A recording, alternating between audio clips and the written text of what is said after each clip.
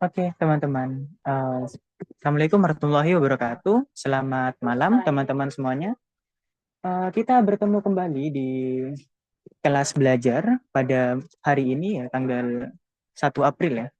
Di sini sudah H-22 menjelang UTBK. Oke, semoga kalian tetap semangat ya dalam belajar untuk mempersiapkan UTBK ya, nantinya. Oke, seperti biasa, kita awali dengan doa. Sebelum kita mulai belajar, mari kita berdoa. Semoga apa yang akan kita pelajari pada malam hari ini dimudahkan dalam memahami materinya, berdoa menurut agama, dan kepercayaan masing-masing dipersilahkan.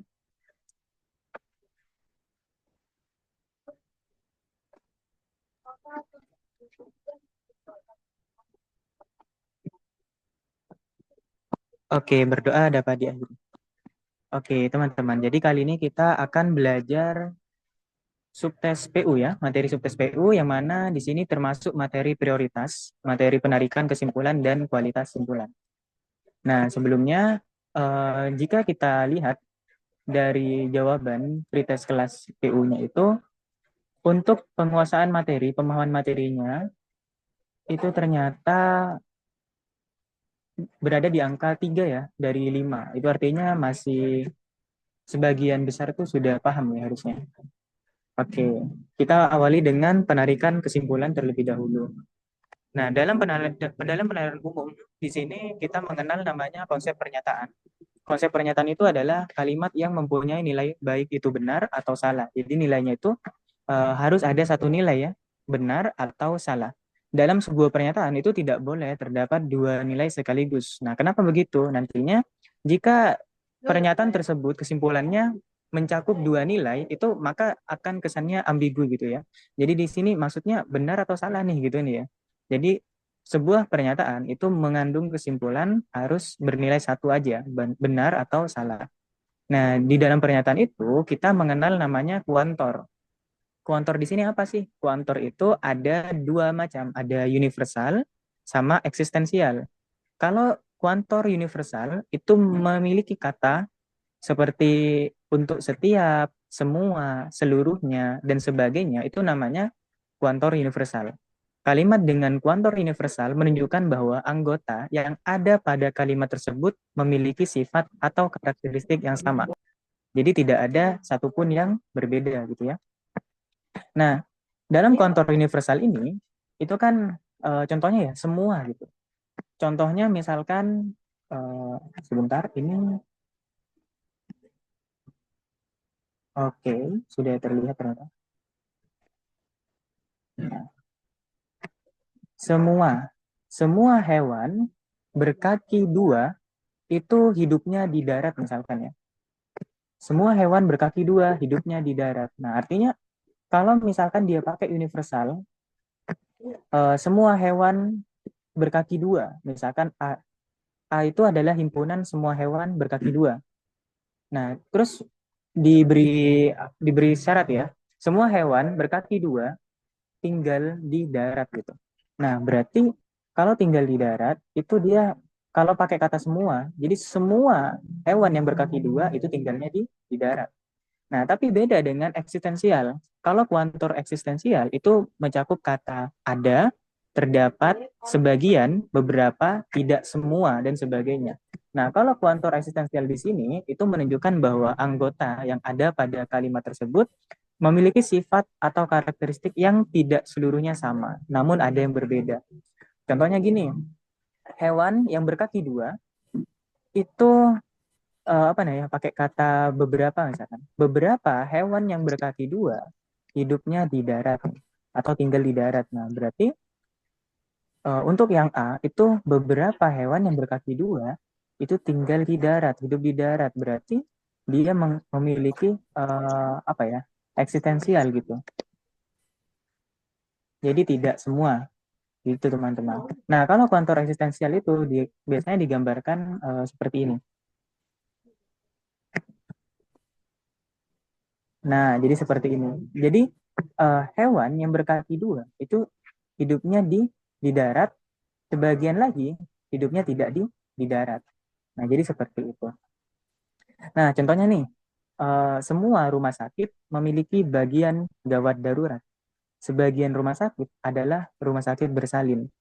Nah, kira-kira kalau dari soal seperti ini, apa nih jawabannya, teman-teman?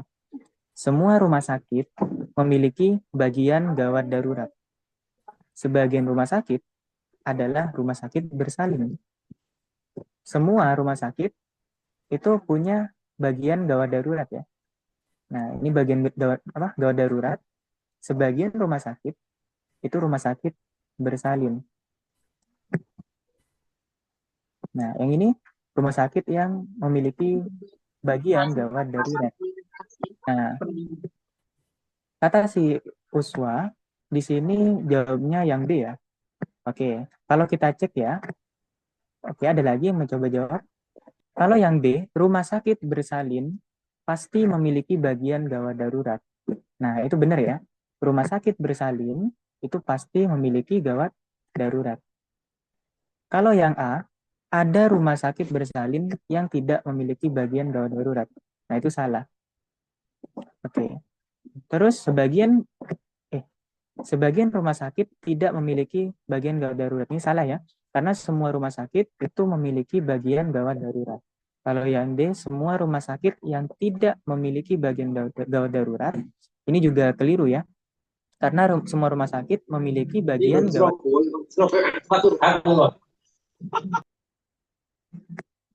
Oke, nah jadi jawabannya adalah yang B gitu. Buat teman-teman yang baru bergabung, bisa di-mute ya. Oke.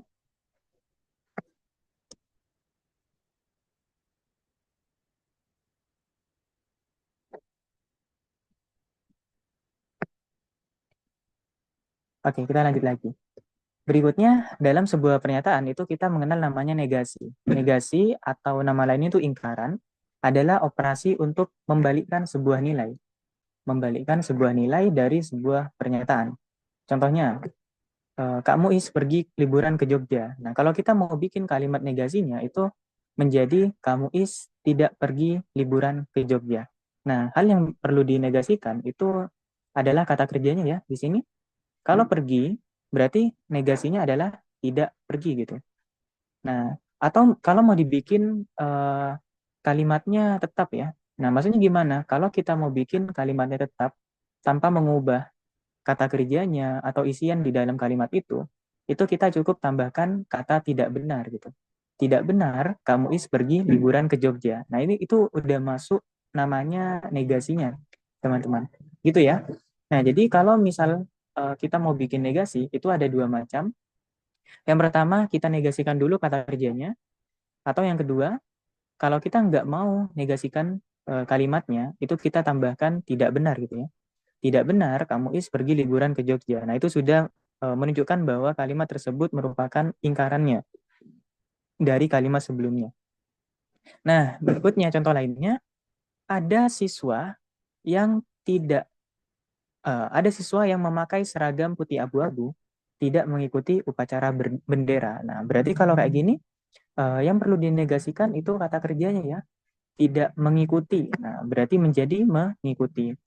Di sini menggunakan ada. Berarti kalau ada siswa yang memakai seragam putih abu-abu tidak mengikuti upacara bendera, negasinya adalah tidak ada siswa yang memakai seragam putih abu-abu mengikuti upacara bendera. Nah, jadi yang perlu diperhatikan, selain kata kerjanya, kita juga menegasikan atau membuat ingkaran dari kuantornya gitu ya. Oke, jadi seperti itu.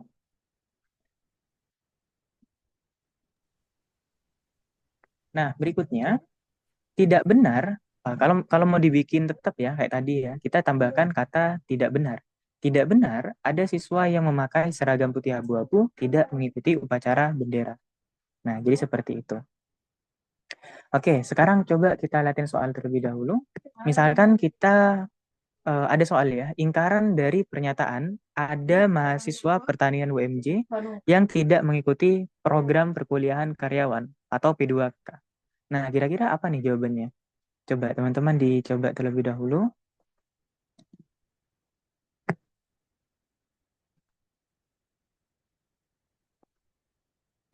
Oke, di sini kata Nur Aini yang E. Ya, yang perlu kita perhatikan adalah kata kerjanya ya, sama kuantor. Ada kuantor nggak? Ada ya. Dia memakai kuantor eksistensial atau sebagian ada gitu ya. Kemudian kata kerjanya. Nah, berarti tidak ada mahasiswa pertanian UMJ yang mengikuti program perkuliahan karyawan atau P2K. Nah, jadi seperti itu. Jadi jawabannya yang E. Oke, benar ya. Aryan, Chelsea sama Aini. Nah, berikutnya dalam penarikan kesimpulan kita mengenal namanya tiga macam modus ya. Ada modus ponens, ada modus tollens, ada silogisme. Nah, pertama kita awali dulu dengan modus ponens. Modus ponens itu adalah jenis inferensi atau jenis kesimpulan melalui metode menegaskan. Nah, jadi kata kunci dari ponens itu menegaskan atau penegasan gitu ya. Nah, contohnya gimana? Eh, Sebelum ke contoh, kita harus tahu dulu rumusnya gimana ya kan dalam modus ponens. Modus ponens itu kayak gini. Jika P, misalkan premis pertama ya, jika P maka Q, kemudian P, maka kesimpulannya adalah Q. Nah, jadi pertama itu kan udah diberikan nih premis ya. Jika P maka Q. Jika P maka akibatnya ya hasilnya itu adalah Q. Nah, berarti premis kedua itu P. Nah, artinya akibatnya apa? Hasilnya apa? Hasilnya adalah Q. Gitu. Nah, jadi kakak ulangi lagi. Untuk modus ponens itu merupakan penegasan ya. Modus ponens yaitu jika P maka Q, kemudian P maka kesimpulannya adalah Q. Contohnya, jika tanggal merah maka sekolah tidak masuk. Misalkan tanggal merah itu P, maka sekolah tidak masuk itu Q. Hari ini tanggal merah ya kan. Pada premis kedua atau pernyataan kedua, hari ini tanggal merah berarti itu P ya. Maka kesimpulannya apa? Kesimpulannya adalah Q. Hari ini sekolah tidak masuk. Gitu. Nah, kalau yang kedua, jika tanggal merah, maka sekolah tidak masuk. Hari ini sekolah tidak masuk. Nah, berarti yang mana? Yang Q. Nah, ini kenapa kok dia tidak dapat ditarik kesimpulan? Karena gini ya, jika tanggal merah, maka sekolah tidak masuk. Kemudian hari ini sekolah tidak masuk. Apakah kesimpulannya hari ini tanggal merah? Itu belum tentu. Bisa jadi iya, bisa jadi tidak ya kan. Maka dari itu karena menghasilkan nilai iya atau tidak, benar atau salah. Nah, berarti kan ada dua nilai ya. Nah, maka dia tidak dapat ditarik kesimpulan gitu. Kalau kita perhatikan dalam implikasi jika maka ya kan, ini kan panahnya satu arah nih. Kalau panahnya satu arah, dia nggak bisa bolak-balik ya, dia nggak bisa kembali gitu. Nah, maka dari itu hanya satu arah saja, ya kan? Nah, jadi jawabannya ya tidak dapat ditarik kesimpulan. Atau contoh lainnya gini, jika hari ini hujan, jika hari ini hujan, maka jalanan basah. Hari ini turun hujan, maka kesimpulannya adalah hari ini jalanan basah. Atau jika turun hujan, maka jalanan basah. Hari ini jalanan basah. Apakah hari ini turun hujan? Itu tidak ya kan, belum tentu. Bisa jadi turun hujan, kemudian jalanan jadi basah ya. Bisa jadi tidak. Jalanan tetap basah, itu entah ada yang nyiram atau sebagainya ya kan, aktivitas lainnya. Nah, jadi seperti itu. Tidak bisa dibalik. Oke, paham ya? Nah, berikutnya modus tollens. Nah, modus tollens di sini dia menggunakan dua konstruksi premis. Premis itu pernyataan ya, yang salah satunya menyangkal. Nah, tollens itu pengingkaran, teman-teman. Kalau si ponens dia penegasan, tollens itu dia pengingkaran. Artinya, modus tollens menggunakan dua premis sama seperti modus ponens, namun premis keduanya itu bentuk negasinya. Negasi tadi ingkaran ya. Sehingga kesimpulannya juga berada dalam bentuk negasi. Negasi adalah sangkalan, biasanya menggunakan tidak dan bukan. Yang pertama nih, sebelum ke contoh ya, kita harus tahu dulu rumus modus tollens ya. Modus tollens atau pengingkaran, jika P maka ki. Nah, ini kan premis pertamanya. Kemudian premis keduanya negasinya ya kan? Negasi ki gitu. Oke, ini kenapa nggak muncul ya? Oke, sebentar. Nah, jika P maka Q, kemudian premis keduanya adalah negasi Q, maka kesimpulannya adalah negasi P. Contohnya gini, jika kamu tinggal di Bali, maka kamu tinggal di Indonesia. Kamu tidak tinggal di Indonesia. Nah, kesimpulannya adalah kamu tidak tinggal di Bali gitu. Oke. Jika kamu tinggal di Bali, maka kamu tinggal di Indonesia. Kamu tidak tinggal di Indonesia, maka kesimpulannya adalah kamu tidak tinggal di Bali. Gitu ya. Nah, berikutnya biasanya kalau di UTBK itu kan ada gocekannya ya, atau kecohannya. Kalau dalam kecohannya modus tollens tuh yang ini teman-teman, yang kedua. Jika kamu tinggal di Bali, maka kamu tinggal di Indonesia gitu. Oke, kamu tidak tinggal di Bali, berarti negasi P gitu. Maka kesimpulannya adalah negasi Q itu tidak ya, belum tentu.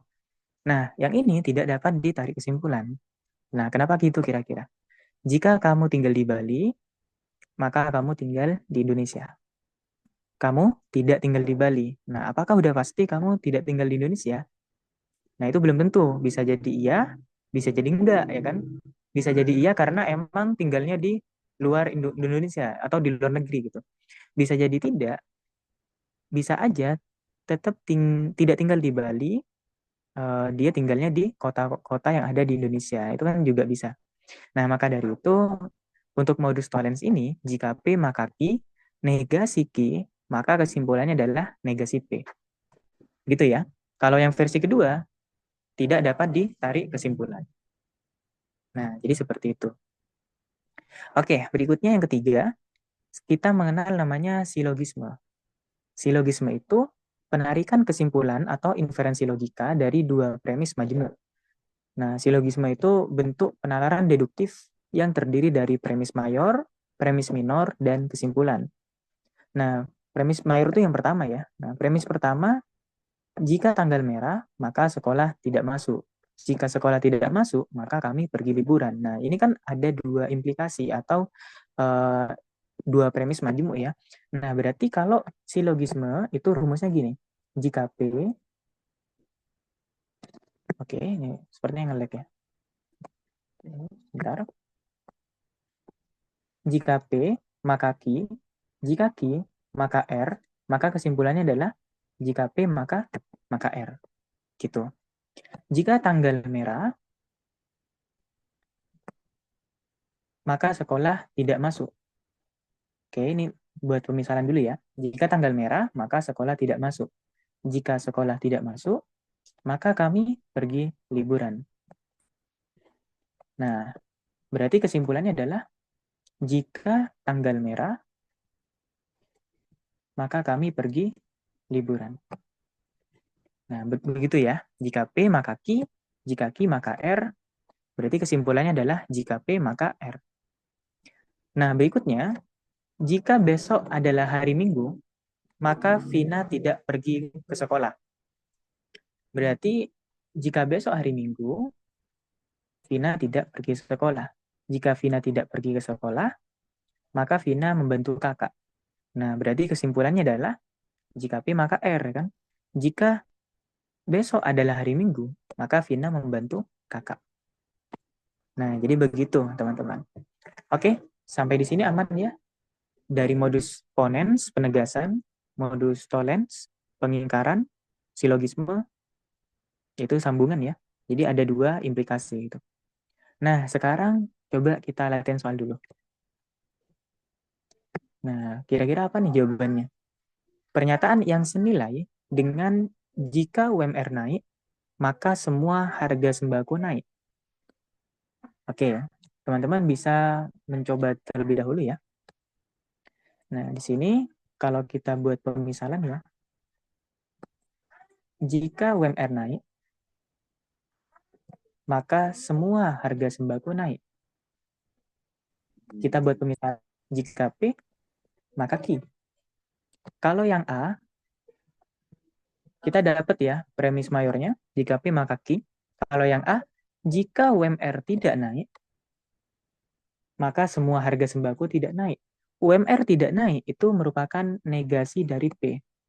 Maka semua harga sembako tidak naik. Itu negasi dari Q. Apakah benar begini? Salah ya? Keliru. Nah, yang ini itu keliru. Dia merupakan kesalahan dalam penerapan modus tollens gitu. Modus tollens pengingkaran tadi gimana? Modus tollens untuk pengingkaran itu jika P maka Q, negasi Q, maka kesimpulannya negasi P. Gitu ya. Nah, berarti yang A ini salah. Oke, ada yang udah dapat jawabannya? Hansen dapatnya yang D ya. Kalau yang B, jika UMR tidak naik, oke kita buat dulu, jika P maka Q. Jika UMR tidak naik, berarti negasi P, maka ada harga sembako yang tidak naik, itu negasi Q. Ini juga salah ya. Nah, A sama B kok mirip nih? Beda ya. Kalau kita bikin negasi dari Q, itu yang dinegasikan apa aja? Ingat nggak tadi? Kalau kita bikin negasi dari Q, itu yang dinegasikan, yang pertama, kata kerjanya. Nah, dia menjadi tidak naik, gitu ya. Terus, kuantornya menjadi, oh, oke. Yang pertama, kata kerjanya ya, naik menjadi tidak naik. Yang kedua, kuantornya. Semua itu kan termasuk kuantor universal. Nah, berarti kita bikin kuantor eksistensial. Tidak semua, beberapa, ada ya kan. Kalau ini contohnya ada ya di pilihannya. Nah, jadi yang A ini salah dia. Dia bukan negasi Q-nya gitu. Yang benar negasi Q-nya itu yang ada di B gitu. Nah, terus kita lanjut ya ke yang C.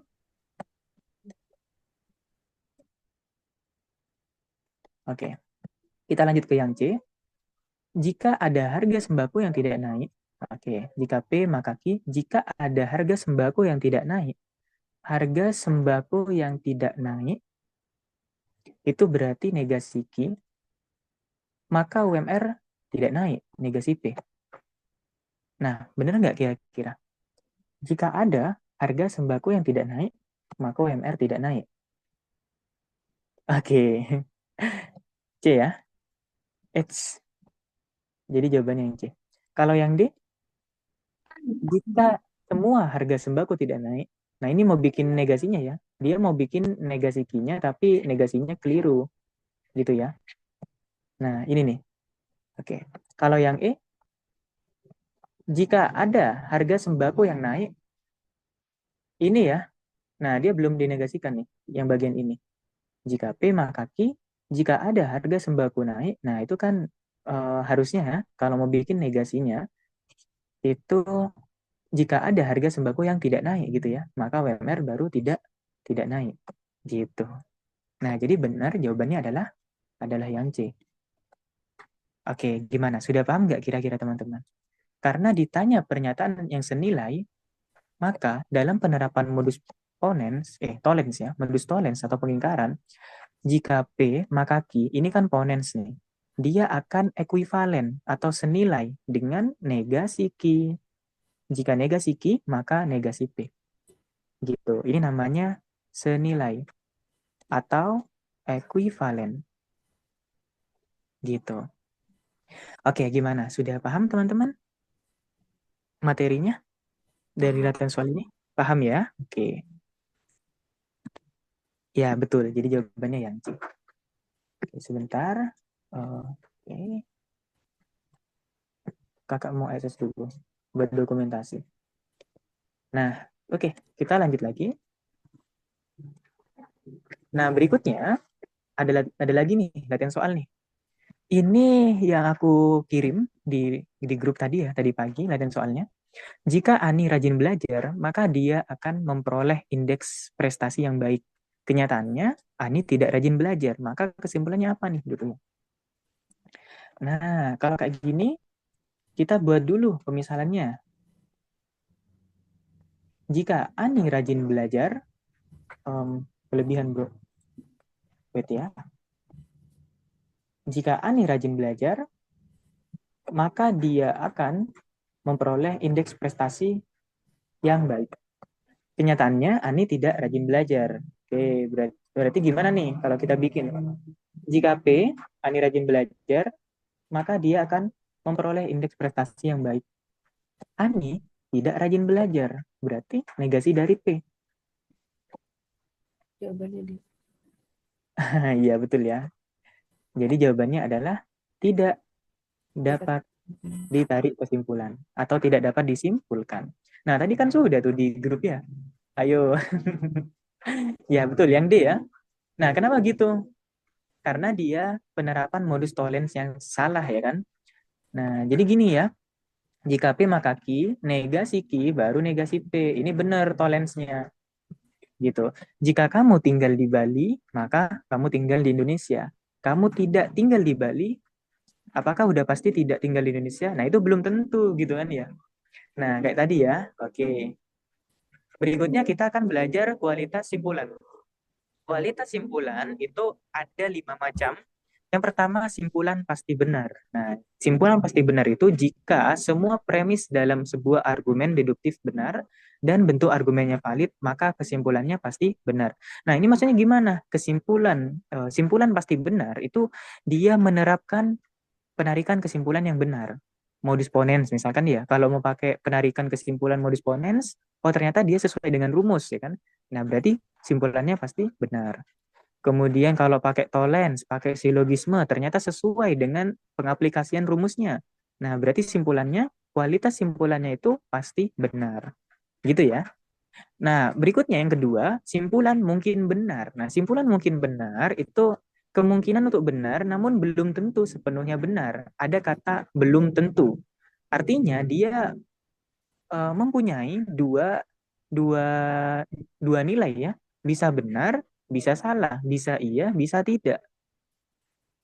Nah, jadi gitu. Kalau misalkan nanti apa ya dalam soal ya, contohnya nih, orang yang rajin belajar biasanya mendapat nilai bagus, ya kan? Oke, kita buat dulu nih. Kita misalin em, mendapat nilai bagus. Oke, bentar ya. Orang yang rajin belajar biasanya mendapat nilai yang bagus. Budi mendapat nilai bagus. Apakah kesimpulannya Budi pasti rajin belajar? Nah, ini kita cek dulu, ya kan? Orang yang rajin belajar mendapat nilai yang bagus. Budi mendapat nilai yang bagus. Apakah kesimpulannya Budi pasti rajin belajar? Salah. Apakah salah? Enggak ya. Maksudnya belum tentu. Bisa jadi iya, bisa jadi enggak. Ada dua nilai. Kenapa? Ini penerapan modus ponens yang salah. Modus ponens yang benar, penegasan, jika P maka Q, kemudian P maka kesimpulannya Q. Karena panahnya satu arah, nggak bisa dibolak-balik. Oke, nah orang yang rajin belajar biasanya mendapat nilai bagus. Budi dapat nilai bagus.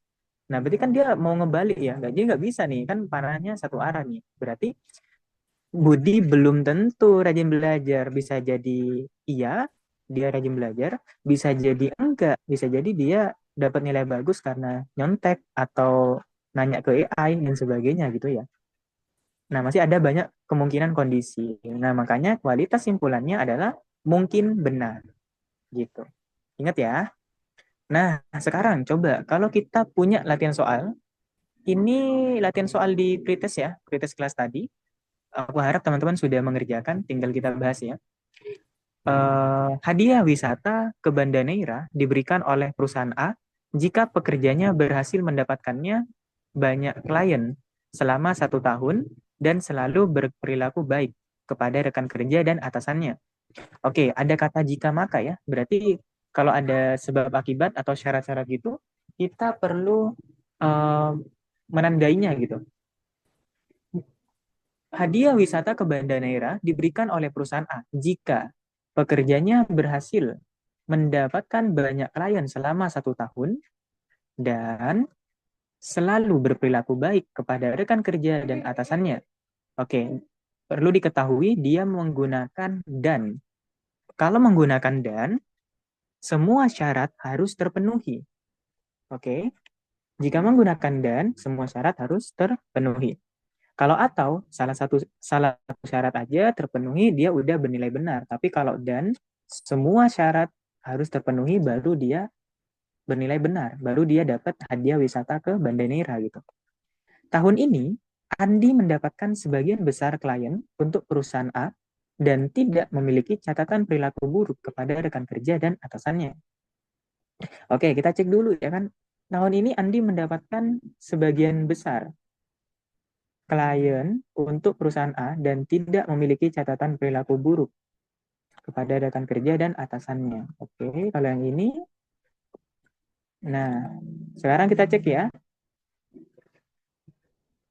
Berhasil mendapatkan banyak klien selama 1 tahun, mendapatkan sebagian besar ini tahun ini ya, tahun ini berarti kan udah 1 tahun ya, mendapatkan sebagian besar klien, berarti mayoritas ya, berarti dia dapat banyak klien. Nah artinya syarat pertama terpenuhi ya kan, A dan B. Syarat pertama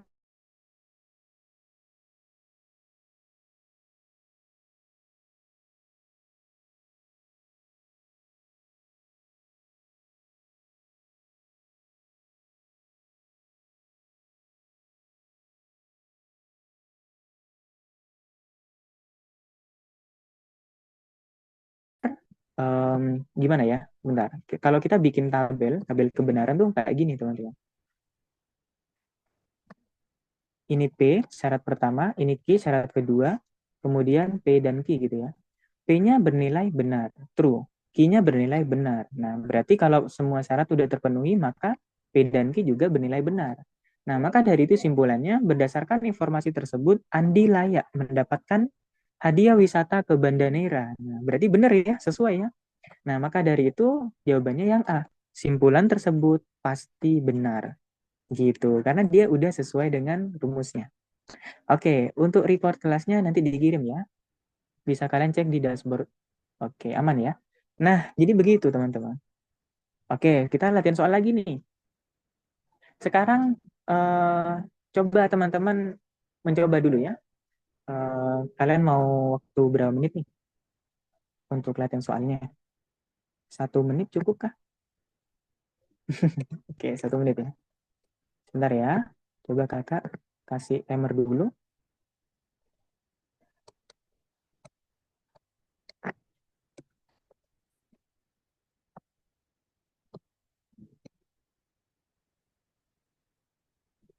Oke, dah, aku tambahin ya.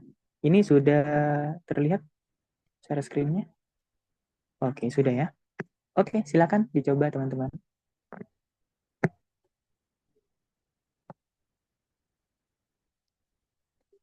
Oke, teman-teman, di sini sudah 1 menit ya.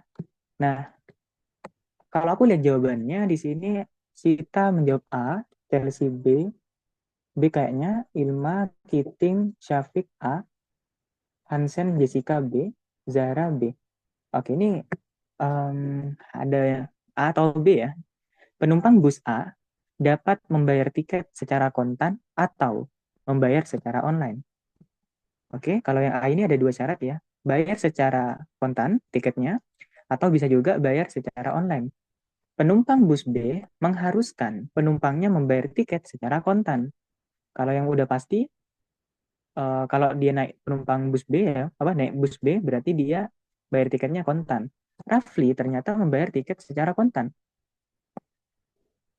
Oke, simpulan tersebut adalah Rafli membayar tiket bus A. Gimana nih kira-kira? Rafli membayar tiket secara kontan. Naik bus A bisa bayar tiket secara kontan atau bayar online ya kan? Berarti dia bus A. Apakah bus A? Enggak juga. Bus B itu secara kontan juga ya kan? Nah, berarti apa nih ya kan? Bisa jadi benar, berarti dia naik bus A, bisa jadi salah, dia naik bus B. Berarti kalau bisa jadi gitu, belum tentu. Jadi jawabannya adalah simpulan, mungkin benar. Gitu. Oke, jadi jawaban yang benar adalah yang B ya. Nah, gitu ya. Nah, jadi gini, ketika dalam menyimpulkan nanti ternyata menghasilkan 2 nilai, benar atau salah, itu jawabannya mungkin benar. Oke ya, kalau mungkin benar, nilainya bisa jadi iya, bisa jadi enggak. Gitu. Paham ya teman-teman ya? Oke, kita lanjut lagi. Nah, berikutnya simpulan pasti salah. Simpulan pasti salah itu kesimpulan yang diambil bertentangan dengan bukti-bukti yang ada atau logika yang benar. Nah, jadi kesimpulan pasti salah itu dia tidak menerapkan rumus yang benar ya, rumus penarikan kesimpulan yang benar. Misalkan kalau kita pakai modus tollens ya kan. Nah, kita tahu kan modus tollens itu jika P maka Q, negasi Q maka negasi P. Nah, tapi nanti dalam penerapannya ternyata kok keliru ya, kok nggak sesuai dengan rumusnya. Berarti simpulannya pasti salah karena dia bertentangan. Yang keempat, simpulan tidak relevan dengan informasi yang diberikan. Kesimpulan yang diambil tidak berhubungan. Nah, jadi kalau nggak berhubungan dengan informasi yang disampaikan atau pernyataan yang udah disampaikan, itu namanya simpulannya tidak relevan. Contohnya gini ya, misalkan nih, jika P maka Q. Premis kedua itu P, maka kesimpulannya adalah R. Nah, apakah gini? Dia salah ya, mana nih kok nggak ada gitu. Jadi ada pernyataan baru gitu ya, makanya simpulan tidak relevan dengan informasi apa yang udah diberikan gitu ya. Contohnya gini dah, jika hari ini turun hujan maka saya akan berdiam diri di rumah gitu. Terus saat ini turun hujan, maka kesimpulannya saat ini saya memasak mie instan. Nah, itu kan udah beda ya kan informasinya. Nah, berarti kualitas simpulannya adalah simpulan tidak relevan dengan informasi yang diberikan. Gitu. Oke, sekarang coba lagi nih, latihan soal dulu nih. Setiap orang yang ingin membuka usaha harus memiliki izin untuk mendirikan usaha, serta memiliki kemampuan untuk mengelola keuangan atau memiliki karyawan yang bisa mengelola keuangan.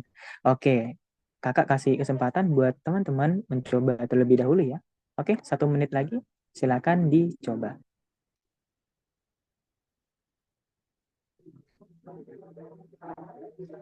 Oke, teman-teman, di sini waktunya sudah habis dan aku lihat semuanya jawabnya C ya.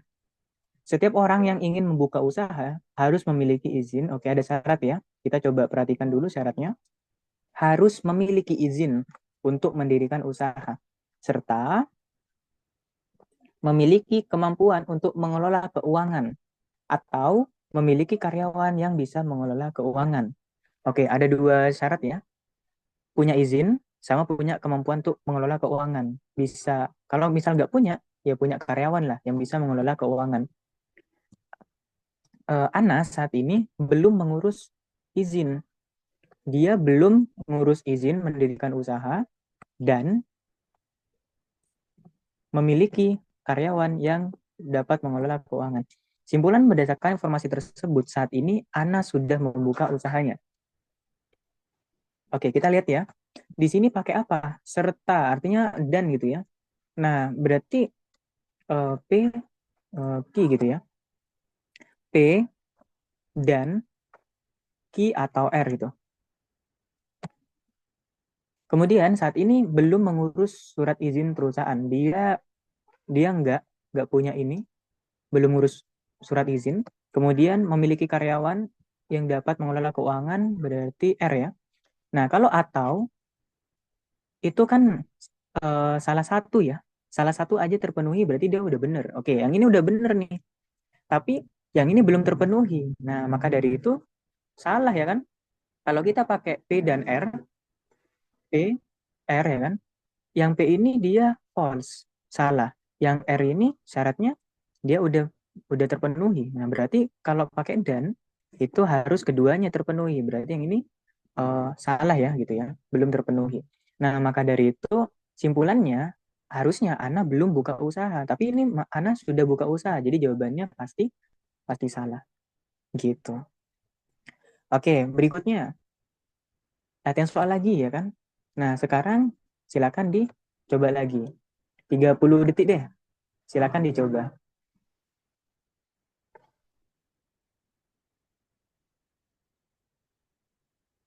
Oke, waktunya sudah habis, teman-teman. Oke. Nah, Untuk soal yang ini, setiap pegawai yang bekerja keras berpeluang memperoleh promosi naik jabatan. Pegawai yang naik jabatan akan memperoleh gaji tinggi. Oke, di sini setiap pegawai yang bekerja keras berpeluang memperoleh promosi naik jabatan. Pegawai yang naik jabatan memperoleh gaji tinggi.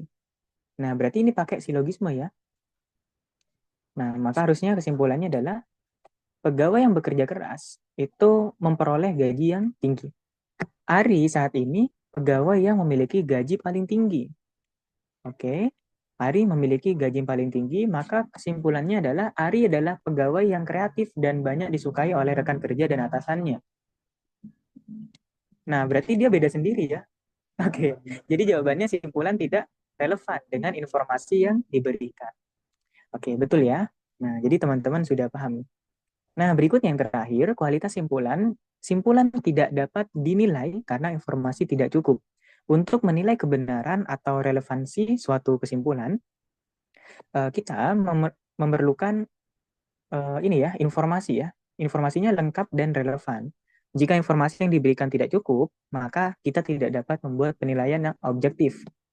Nah, ibaratnya gini, misalkan ya, eh, untuk mengikuti kelas Kak Muiz, misalkan ya, untuk mengikuti kelas Kak Muiz, kamu harus follow IG misalkan ya. Nah, tapi kan nggak ada syarat ya, cuma follow IG ya. Misalkan follow IG nih, ya kan, follow IG.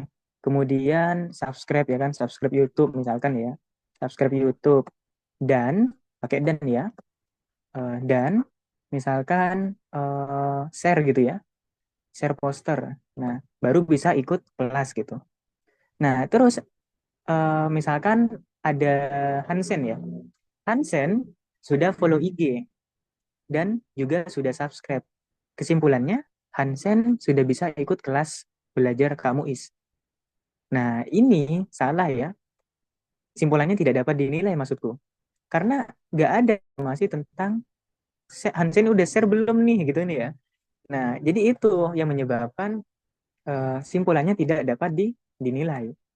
Gitu teman-teman. Jadi kalau misalkan ada syarat A, B, dan C, kemudian A-nya ada, B-nya ada. Maksudnya adanya gimana? Ya diberi informasi gitu. C-nya nggak ada misalkan. C-nya ini apa nih ya kan? Kok nggak dikasih? Dia benar atau salah nih gitu. Nah maka dari itu informasinya nggak cukup gitu. Oke, tidak apa-apa, Akbar.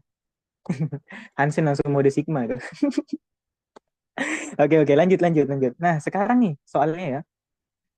Semua mahasiswa ilmu komputer di kampus X menggunakan laptop sebagai penunjang pembelajaran kuliah. Laptop tersebut harus bermerek Windows. Oke, ini ya ada syaratnya ya.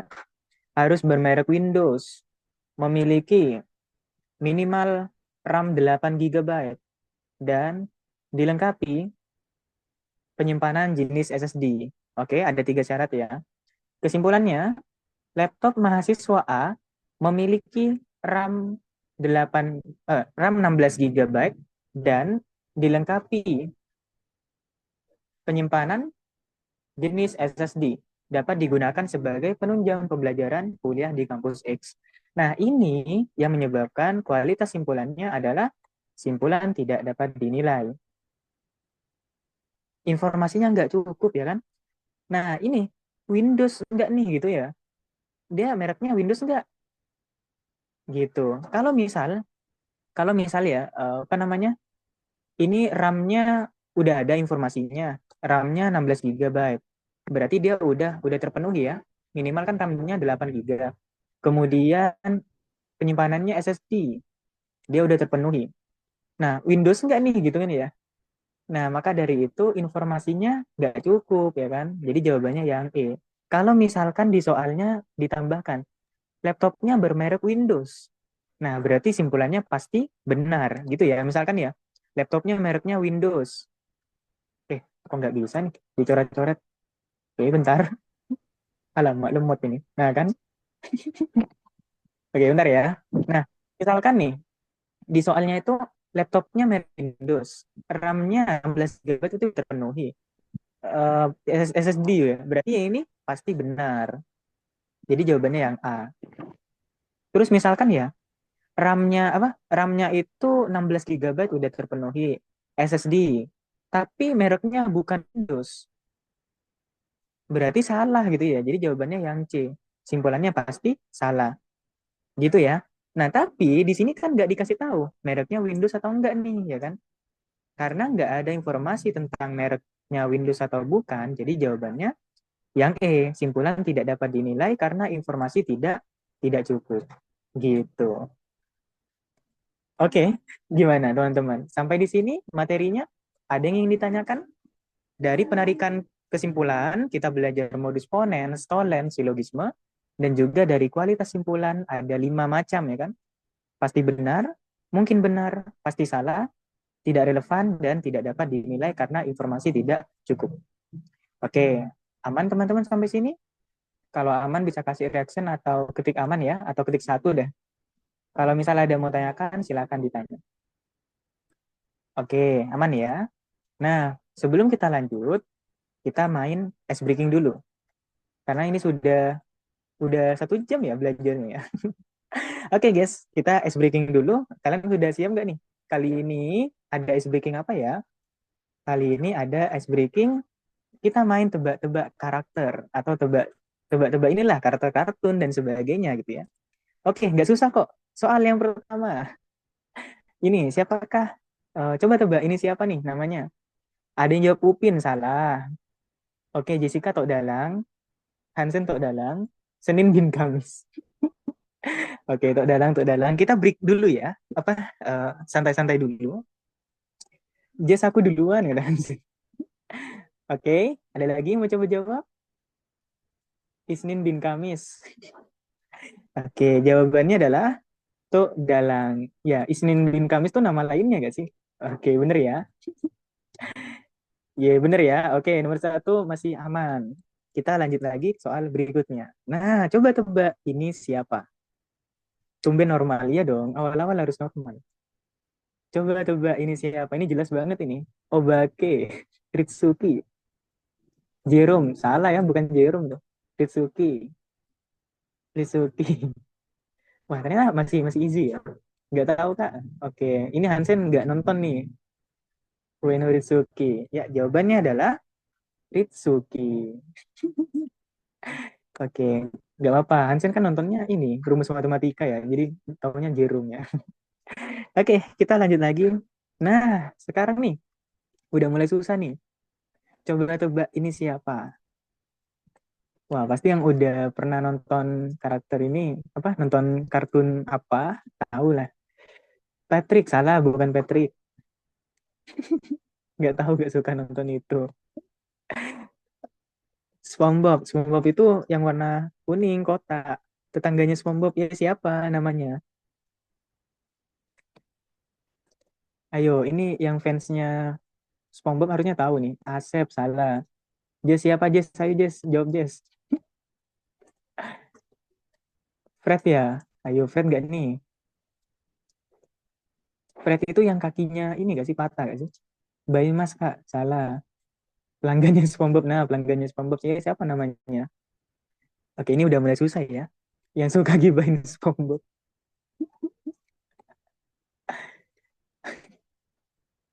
Oke, yuk, siapa yuk? Fred itu yang kakinya patah nggak sih, guys? Yang bilang kakiku gitu. Iya dong. Iya nggak sih? Iya. Kata Jessica Harold. Wih, nama baru nih. Harold. Nyerah kata Chelsea. Oke, ada nyerah gak nih? Nah, jawabannya adalah Harold.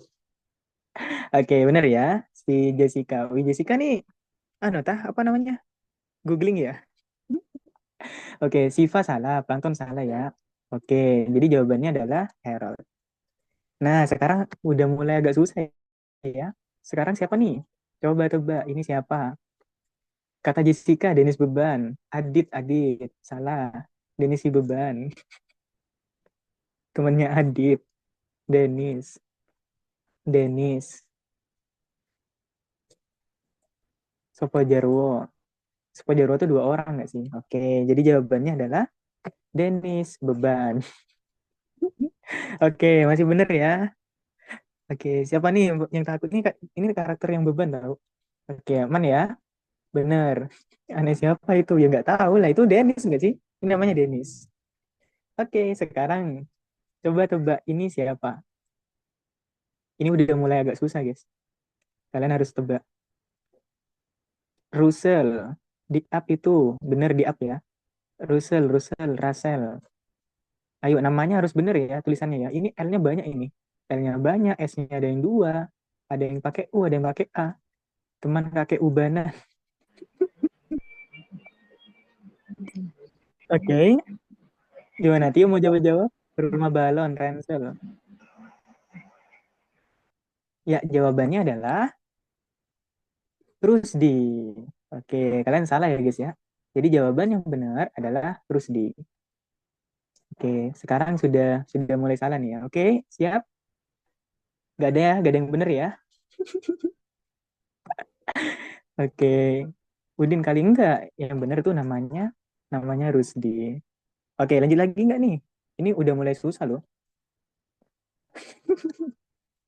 Yuk, coba tebak ini siapa? Lagi. Masih ada. Tinggal dua kayaknya. One Piece. One Piece tuh bukan karakternya nggak sih? Oke, yuk sih. Lutfi. Kok Lutfi sih? Orang Indo dong namanya. Ayo, siapa nih? Ada yang tahu? Mau jawab-jawab lagi? Biasanya yang suka apa ngikutin ya episodenya kan sampai seribuan tuh. One Piece kesukaan cowok-cowok. Lupa nggak tahu anime. Ikomang Pandu. Tuh kata Ezet Ikomang Pandu. Luffy. Oke, jadi jawabannya adalah Monkey D. Luffy. Luffy ya. Nah, jadi Monkey D. Luffy itu adalah salah satu karakter dari manga One Piece ya. Oke, One Piece bro, yoi. Jadi yang benar adalah One Piece. Bahkan Jessica pun nggak bisa menjawab loh. Seorang Jessica yang udah bener jawab Harold gitu. Oke, aman ya. Nah, sekarang nih soal terakhir. Coba tebak ini siapa? Pasti udah asing nih. Gak ada yang tahu ini. Sopo iki, kata Hansen. Mas Kiwil, kata Jessica. Hitam, waduh. Ayo Safik, gak boleh. Kribo. Ayo, ini kemungkinan menjawab benar itu 0,0001% loh. Sangat-sangat ini ya, sangat-sangat susah. Menyerah saja, kata Chelsea. Oke, ada lagi yang jawab? Hansen, siapa kak? Siapa ya? Jawabannya adalah fans MU. Oke, jadi gitu ya. Nah, jadi jawabannya adalah fans MU. Siapa di sini yang fans MU? Gak boleh bad mood. Kan namanya tebak-tebakan. Gitu ya. Oke. Nah, berarti sangat-sangat susah ya kan untuk soal yang terakhir ini. Bahkan seorang Hansen dan juga Jessica ya, itu salah ya kan? Kenapa nggak Persija? Ya nggak boleh lah, kita harus merosting MU. Oke, sudah selesai untuk tebak. Oh, ya, ada lagi ternyata soal terakhir. Oke, soal terakhir ya. Nah, ini pasti gampang nih. Hansen Naruto. Oke, udah yakin kan nih Hansen? Rifda Naruto. Naruto versi orange. Oh iya, ini menarik nih. Apakah dia manusia atau bukan ya? Choji Akachimi. Salah, Naruto versi kucing. Kata Rifda. Waduh, Rifda mulai mau nebaknya. Chelsea, kepala desa. Ada lagi yang bisa jawab? Yakin, Naruto. Jadi jawabannya adalah Nakulo. Ya, salah semua deh, guys. Ya, parah sih. Ini sangat-sangat sulit ternyata. Jadi tidak ada yang menjawab benar ya. Jadi jawabannya yang benar adalah Nakulo. Oke, Nakulo sih. Karena sih nggak pernah sekesal.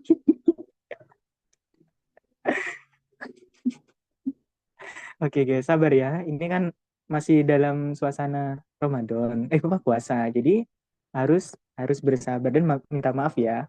Oke, sudah selesai tebak-tebakannya. Nah, kira-kira dari berapa soal itu nggak ada yang ini ya, nggak ada yang menjawab semuanya dengan benar. Wah, sayang sekali, guys. Oke, thank you. Kita lanjut lagi ke bahas soal berikutnya. Nah, ini yang nomor satu di soal pretest tadi, ini sudah tadi ya, kita udah tahu jadi jawabannya simpulannya pasti benar ya, yang Banda Neira. Oke. Nah, berikutnya, dalam rangka bulan Ramadan, pemilik suka ramen memberikan diskon kepada pelanggannya. Pelanggan suka ramen akan mendapatkan diskon 50% apabila memiliki 10 voucher yang dikumpulkan dalam waktu 1 bulan. Nah, ini kan ada syarat-syaratnya nih. Oke, kita coba tandain lagi ya. Mendapatkan diskon 50% apabila memiliki 10 voucher yang dikumpulkan dalam waktu 1 bulan. Dan diskon 20% apabila memiliki 5 voucher yang dikumpulkan dalam waktu 2 minggu. Budi memiliki 15 voucher. Nah, kira-kira jawabannya apa nih? Oke, itu tadi soal gue yang salah. Nah, buat yang tadi udah mengerjakan, berarti udah tahu ya, nanti jawabannya salah atau enggak, salahnya di mana gitu ya. Itulah kenapa kita harus mencoba terlebih dahulu pretestnya sebelum kelas. Budi memiliki 15 voucher. Penulisan voucher yang baku ini ya, voucher. Simpulan untuk pernyataan di atas adalah Budi mendapatkan diskon 20%. Budi punya 15 voucher. 15 voucher itu ada dua kemungkinan ya. Kemungkinan pertama itu eh, dia dapat diskon 10% ya. Apa 50% untuk 10 voucher, dapat diskon 50%. Kemudian bisa 5 ya, 5 voucher sisanya itu dapat 20%. Oke. Nah, kemungkinan kedua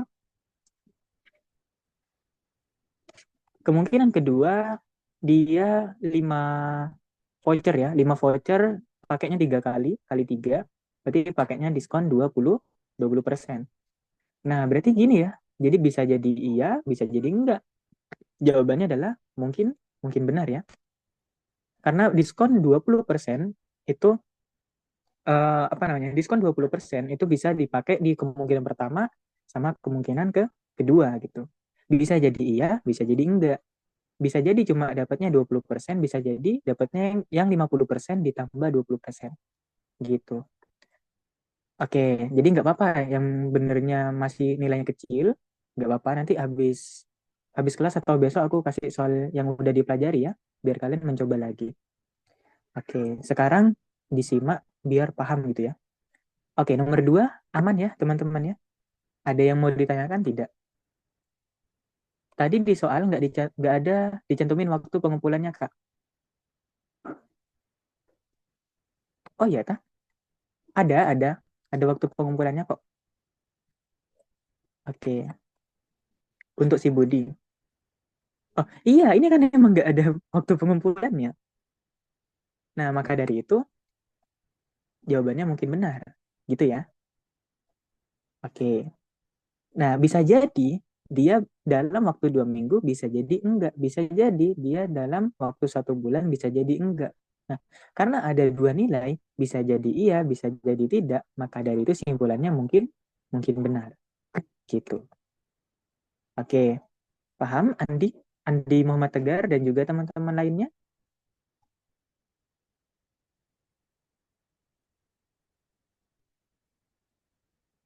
Oke, kita lanjut lagi ya ke soal berikutnya. Eh, oh ya, share screen-nya bukan ke situ ya. Kalau kita lihat, oke, sama-sama Andi. Nah, sebentar. Untuk soal nomor 2, itu iya, banyak yang salah ya. Oke, nggak apa. Kita lanjut lagi soal berikutnya. Syarat pendaftaran beasiswa Universitas Y memiliki surat keterangan tidak mampu dan memiliki prestasi minimal peringkat 3 besar di sekolah ya kan. Oke, pertama dia memiliki surat keterangan tidak mampu dan memiliki prestasi minimal peringkat 3 di sekolah A. Di sekolah maksudku. Oke, di sini si A itu adalah juara karate. Si A juara karate dan ayahnya seorang direktur perusahaan multinasional. Simpulannya adalah A memenuhi persyaratan pendaftaran beasiswa di Universitas Y. Ini jelas enggak ya? P dan Q kan? P dan Q. Q-nya itu kalau dia seorang direktur perusahaan multinasional berarti dia tidak mampu dong ya kan? Berarti yang ini tidak memenuhi. Aku malah kebalik lagi ininya, mewarnainnya. Nah, yang harusnya tuh juara karate kan dia berkaitan dengan prestasi. Kemudian seorang direktur perusahaan multinasional berkaitan dengan tidak mampu atau enggak ya. Nah, oke, nggak apa sambil makan. Di sini dia seorang anak direktur ya. Kalau seorang anak direktur berarti nggak memenuhi dong keterangan tidak mampu ya kan. Memiliki prestasi minimal peringkat 3 besar di sekolah. Nah, tapi dia juara karate. Berarti kan udah beda ya kan. Berarti dia juga tidak terpenuhi. Nah, maka dari itu P dan Q-nya adalah tidak terpenuhi ya. Harusnya tidak memenuhi syarat pendaftaran. Karena dia berbeda atau berlawanan, maka dari itu simpulannya pasti salah gitu ya. Nah, jadi jawabannya yang C. Gitu guys. Untuk soal yang nomor 3 ini, mayoritas menjawab benar. Oke, aman ya. Kita lanjut lagi ke soal berikutnya. Siswa yang pandai dalam matematika lebih mudah belajar bahasa. Orang yang tinggal di negara asing lebih lancar berbicara dalam bahasa yang dipakai di negara tersebut. Orang yang tinggal di negara asing lebih lancar berbicara dalam bahasa yang dipakai di negara tersebut. Oke, Rianto lancar berbahasa Inggris. Ini ya, Rianto lancar berbahasa Inggris. Nah, artinya kalau berdasarkan pernyataan sebelumnya, berarti Rianto tinggalnya di Inggris gitu kan ya. Harusnya gitu kan. Simpulan berdasarkan informasi tersebut adalah Rianto pernah tinggal di luar negeri. Ayo gimana ini? Pernah tinggal di luar negeri. Jadi jawabannya adalah informasi tidak cukup ya kan. Karena orang yang tinggal di negara asing lebih lancar berbicara dalam bahasa yang dipakai di negara tersebut. Tinggal, kata kuncinya tinggal di negara asing. Kalau yang di sini pernah tinggal itu artinya dia udah pernah tinggal di luar negeri ya. Luar negerinya mana ya kan? Belum ada informasi yang cukup. Mana juga dia pakai kata pernah. Kalau kata pernah itu kan lebih identik dengan kapan atau waktu gitu ya. Nah, maka dari itu informasinya nggak cukup nih. Informasinya tentang dia tinggal di negara Inggris atau enggak gitu kan ya. Nah, maka dari itu simpulan tidak dapat dinilai karena informasi tidak cukup. Gitu. Oke, aman. Untuk soal nomor 4. Ini yang aku taruh di pretestnya itu soal UTBK, guys. UTBK 2022. 2022 sama 2023 gitu. Cuman aku belum ini ya, belum mengubah latihan soalnya menjadi UTBK. Biasanya kan gitu ya, diubah sama aku. Iya, emang sulit kok. Pretestnya aku ambil di soal UTBK, guys. Oke, kita lanjut lagi latihan soal berikutnya. Pohon semangka dapat berbuah baik jika diberi pupuk dan disiram. Rian mempunyai pohon semangka yang berbuah tidak baik. Simpulan berdasarkan informasi tersebut adalah Rian tidak memberi pupuk dan tidak menyiram pohon semangka miliknya. Nah, kira-kira jawabannya apa nih untuk soal nomor 5? Di sini banyak yang menjawab, mayoritas menjawab A, simpulan pasti benar. Sebanyak 33. Dan satu orang yang menjawab benar. Nih, sangat timpang, guys.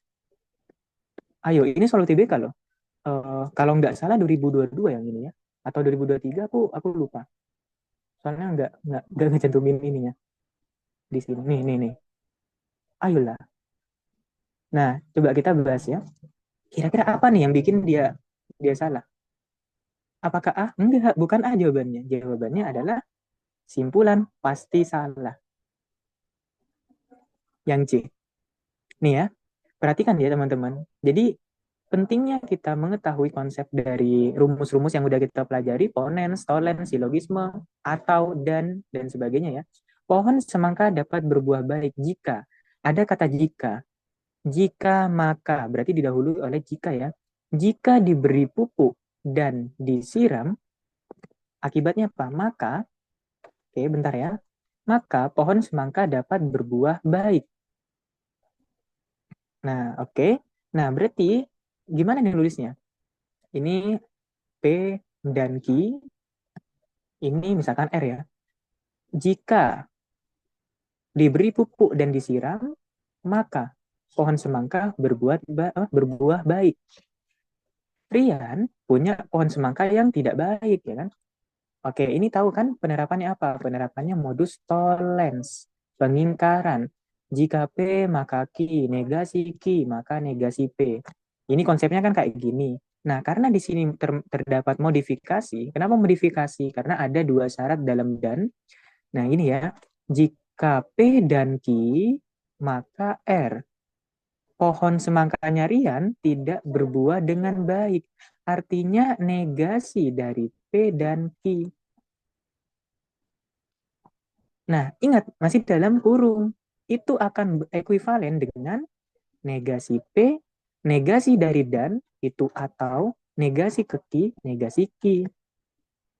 Jangan lupa. Nah, teman-teman kayaknya lupa ini deh. Di, apa namanya, dikalikan ke dalam ya. Eh, sebentar, resume slideshow. Aku pilih warna, alamak nge-lag cuy. Bentar ya.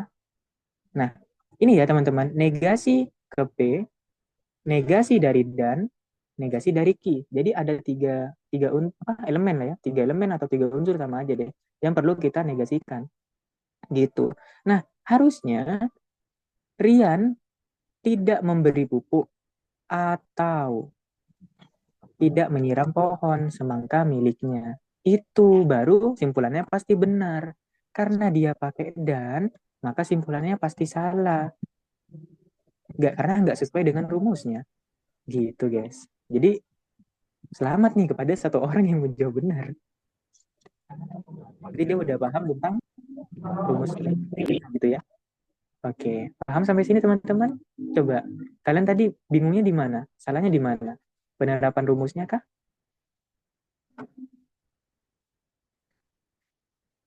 Oke, gimana? Aman nggak nih? Atau kalau bingung bisa ditanyakan ya, karena ini soal UTBK-nya sulit nih.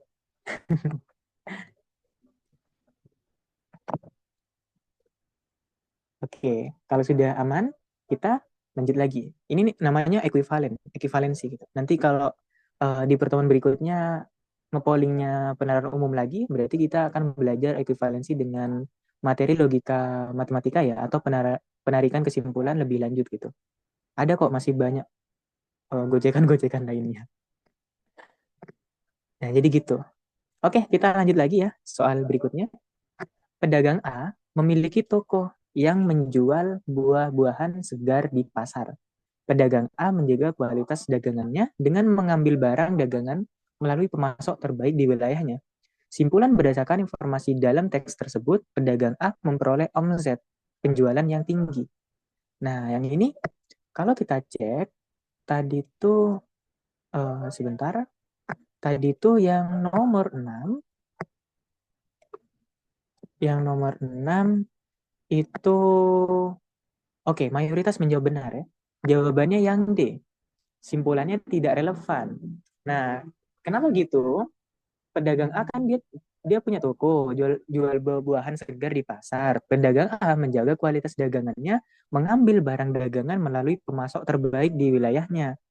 Nah, tapi ada kesimpulan yang beda informasinya. Pedagang A memperoleh omset penjualan yang tinggi. Ada bahas omset enggak di informasi yang diketahui kan enggak kan? Nah, maka dari itu simpulannya tidak relevan. Kok tiba-tiba bahas omset? Gitu ya. Oke, benar jawabannya yang D. Nah, nomor 7. Internet 5G dapat diakses jika, nah ada kata jika ya. Kalau ada kata jika, ini merupakan implikasi. Dari sini dulu. Jika seseorang berada di kota besar dan menggunakan gawai yang mendukung, maka internet 5G dapat diakses. Oke, berada di kota besar dan menggunakan gawai yang mendukung, maka internet 5G dapat diakses. A. Tinggal di kota besar. P-nya udah memenuhi. Dan gawai yang digunakan belum mendukung. Berarti dia nggak memenuhi. Kalau P-nya memenuhi, Q-nya nggak memenuhi. Kalau dan semuanya harus terpenuhi, berarti dia nggak memenuhi ya. Oke, berarti artinya adalah negasi dari ini, ya kan? Negasi dari ini, apakah kesimpulannya negasi R? Kira-kira apa nih? Nah, untuk soal yang ini, banyak yang jawab salah juga. Banyak yang menjawab simpulan pasti benar. Hanya 4 orang yang menjawab benar nih. Emang sulit UTBK. Kalau dalam penalaran logika, kesimpulan kayak gini, penalaran umum ya, ini tuh butuh penguatan konsep materi teman-teman. Jadi teman-teman harus menguasai lah gitu. Nah, apakah kayak gitu? Tentu tentu tidak ya. Ini merupakan penerapan ponens ya. Apa? Kok ponens sih? Penerapan tolerance yang keliru. Tolerance itu pengingkaran kan gini ya. Jika P maka Q, negasi Q baru negasi P. Nah, kalau tadi jika tinggal di Bali maka tinggal di Indonesia. Andi tidak tinggal di Bali. Apakah udah pasti tidak tinggal di Indonesia? Nah, itu kan belum tentu kan. Jika tinggal di Bali, maka tinggal di Indonesia. Tidak tinggal di Bali, udah pasti tidak tinggal di Indonesia? Ya enggak, belum tentu. Kalau belum tentu, bisa jadi iya, bisa jadi enggak. Itu sama konsepnya kayak gini. Berada di kota besar dan menggunakan gawe yang mendukung. Oke, tapi gawainya nggak mendukung ya. Berarti yang ini salah dong gitu. Anggaplah ini P lah ya, satu kesatuan lah P gitu. P maka Q gitu. Oh berarti ini negasi P, maka kesimpulannya negasi Q. Ya enggak, belum tentu. Bisa jadi iya, bisa jadi enggak. Bisa jadi internet 5G-nya dapat diakses, bisa jadi tidak dapat diakses. Karena ada dua nilai, maka simpulannya mungkin benar. Gitu. Gimana? Bisa dipahami nggak? Jadi harapannya setelah kelas kalian udah bisa bedain kualitas simpulan dan lebih teliti lah ya, lebih teliti dan jeli dengan setiap kata yang digunakan dalam subteksnya gitu. Kalau dan hati-hati ya kan. Kalau atau kayak tadi negasinya gimana jangan lupa ya kan.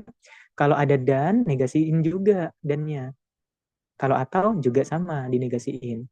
Kata kerja, kuantor ya kan dan sebagainya. Oke, gitu ya teman-teman ya. Oke, gimana? Sudah paham nggak maksudnya? Nah, jadi penting ya, kita harus menguasai atau memahami konsep terlebih dahulu sebelum perbanyak latihan soal. Paham sampai sini? Oke, paham ya? Kita lanjut lagi ke soal berikutnya. Makin paham. Yoi dong, harus apa ya? Kan fungsi adain kelas biar kalian makin paham ya kan? Kalau misalkan adain kelas nggak paham atau nggak bertambah lah ilmunya kan eman ya teman-teman. Oke, berikutnya latihan soal ya. Setiap pegawai yang bekerja keras berpeluang memperoleh promosi naik jabatan. Pegawai yang naik jabatan akan memperoleh gaji yang tinggi. Ini kayak tadi ya sih. Ari saat ini pegawai yang memiliki gaji paling tinggi. Simpulannya, pegawai Ari adalah pegawai yang paling kreatif. Ari adalah pegawai yang kreatif dan banyak disukai oleh rekan kerja. Ini kan beda ya. Simpulannya tidak relevan. Ini udah kok tadi di contohnya itu. Udah ya. Simpulannya tidak relevan. Oke, udah ya. Oke, kita lanjut lagi. Nah, nomor 9 nih. Jika pejabat korupsi, maka pejabat itu masuk penjara. Teorinya ya. Oke, di sini mayoritas menjawab benar. Oke. Nomor 10, oke sedikit yang salah. Oke, menarik nih. Kita bahas ya. Aku full screen dulu. Jika pejabat korupsi, maka pejabat itu masuk penjara. Apabila para pejabat masuk penjara, maka akan penjara penuh gitu ya. Penjara kan penuh harusnya. Penjara tidak penuh atau pejabat tertangkap KPK. Nah, ini kalau jika maka kita buat pemisalan dulu ya. Jika pejabat korupsi, maka pejabat masuk penjara. Jika pejabat masuk penjara, maka dia penjaranya penuh ya. Oke. Berarti ini apa? penarikan kesimpulan silogisme. Silogisme.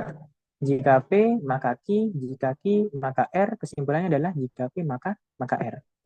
Penjara tidak penuh, penjara tidak penuh atau pejabat tertangkap KPK. Penjara tidak penuh itu negasi R. Kalau negasi R berarti negasi P. Nah, ini benar ya. Yang ini silogisme, yang ini tolens, pengingkaran. Ini benar ya tolensnya ya. Tolens itu kan jika P maka Q, negasi Q berarti negasi P. Oke, penjara tidak penuh. Kesimpulannya pejabat korupsi dan pejabat tidak tertangkap. Kalau penjara tidak penuh, harusnya pejabat tidak korupsi ya kan? Harusnya itu negasi P. Pejabat tidak korupsi. Kalau di sini kan apa ya? Penjara tidak penuh tuh negasi R atau pejabat tertangkap KPK. Ini kalimat baru ya, S gitu ya. Oke, ternyata negasi P, pejabatnya nggak korupsi. Atau kalau penjara tidak penuh, berarti kalau pejabat nggak korupsi, dia tidak tertangkap KPK ya. Nah, berarti P dan negasi S ya, dia berlawanan gitu. Karena kan ini atau nih, penjaranya penuh atau tertangkap KPK nih. Kalau tertangkap KPK berarti kan dia korupsi dong ya kan. Nah, berarti yang ini dan negasi S. Oke, dia salah di sini ya. Nah, jadi jawabannya adalah pasti salah. Gitu. Oke, bener C jawabannya. Gitu ya guys ya. Gimana? Aman teman-teman? Oke. Tinggal soal terakhir. Oke, sebentar ya. Nah, kita lanjut lagi ke soal terakhir. Nggak kerasa udah 1,5 jam nih.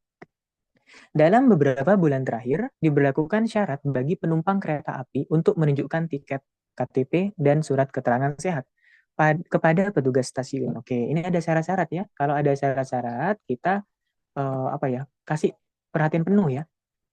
Nah, di sini menunjukkan apa nih? Menunjukkan tiket. Oke, apalagi KTP. Terus surat keterangan sehat kepada petugas stasiun. Ricky telah membeli tiket kereta api. Oke, ini bentar ya. Ricky telah membeli tiket kereta api. Itu syarat pertama, dia udah benar dan merasa dirinya sehat. Kalau merasa dirinya sehat, berarti kan dia sebenarnya salah ya, tapi informasinya ada. Simpulannya adalah Ricky dapat melakukan perjalanan dengan menggunakan kereta api. Benar nggak nih? Jawabannya apa? Jawabannya yang C, kata Chelsea. Pasti salah. Jessica yang E. Kenapa Jessica kok jawabnya yang E? Tahu nggak alasannya? Karena nggak ada KTP-nya. Salah, bukan nggak ada KTP-nya. Karena informasi tentang KTP itu nggak ada. Informasinya ya maksudnya ya. Kalau kalau KTP-nya nggak ada, jadi gini kan ya. Dia beli tiket kereta api, KTP-nya nggak ada. Merasa diri sehat berarti nggak terpenuhi. Berarti dia nggak bisa dapat melakukan perjalanan. Artinya jawabannya yang C. Informasi KTP-nya ada, yaitu nggak ada. Nah, yang ini informasi KTP tidak tersedia ya, maksudnya nggak cukup ya, informasinya nggak cukup, informasi tentang KTP-nya ada atau enggak nih ya kan ya, tiket, tiketnya ternyata ada, KTP. Nah, KTP ini informasinya ada apa? Ada atau enggak? Nah, berarti karena informasi tentang KTP yang enggak ada, jadi simpulannya tidak dapat dinilai, informasinya enggak cukup. Gitu ya. Kalau surat berarti dia tidak memenuhi ya karena dia merasa dirinya sehat gitu. D Kak, simpulan tidak relevan. Loh, enggak. Simpulan tidak relevan itu informasinya udah dapat semua tapi simpulannya beda beda sendiri. Itu namanya simpulan tidak relevan. Kalau simpulan tidak dapat dinilai, informasinya nggak cukup, informasi tentang KTP-nya. Ada nggak nih ya kan KTP-nya, kok nggak diberikan nih informasinya. Nah, jadi gitu. Nah, karena informasinya tidak tidak apa ya, informasi KTP-nya tidak ada, Maka jawabannya yang E, simpulan tidak dapat dinilai karena informasi tidak cukup. Gitu, teman-teman. Oke, gimana? Bisa dipahami? Oke, aman ya? Bisa. Oke. Nggak kerasa ya udah 1 jam setengah nih belajarnya. 90 menit ya. Oke. Ya, udah sih. Terakhir, teman-teman, itu tadi soal terakhir untuk ada informasi tentang kelas yang berbayar. Jadi sebenarnya di grup tuh kan ada 3. Ada kelas gratis, yang ini kakak kakak adain. Ada yang kelas yang berbayar, itu kelompoknya mini grup gitu, kelompok kecil sama kelas private. Nah, kalau yang kelas private tuh kayaknya udah close sih, udah close apa tinggal satu kok tanya, aku lupa. Kalau mini group itu masih ada sisa 3 kuota lagi, mungkin buat yang berminat bisa join ya. Karena itu batch terakhir sih dari karena di sini kan udah WBK nih, jadi nggak memungkinkan ya. Oke, itu aja sih untuk file dan rekamannya aku akan berikan ntar lagi. Setelah kelas. Sebelum kita akhiri, mari kita akhiri dengan doa. Semoga apa yang udah kita pelajari pada malam hari ini menjadi berkah dan semoga kita diterima ya di menjadi mahasiswa PTN. Kalian sih, aku sih udah mahasiswa. Berdoa menurut agama dan kepercayaan masing-masing, dipersilahkan.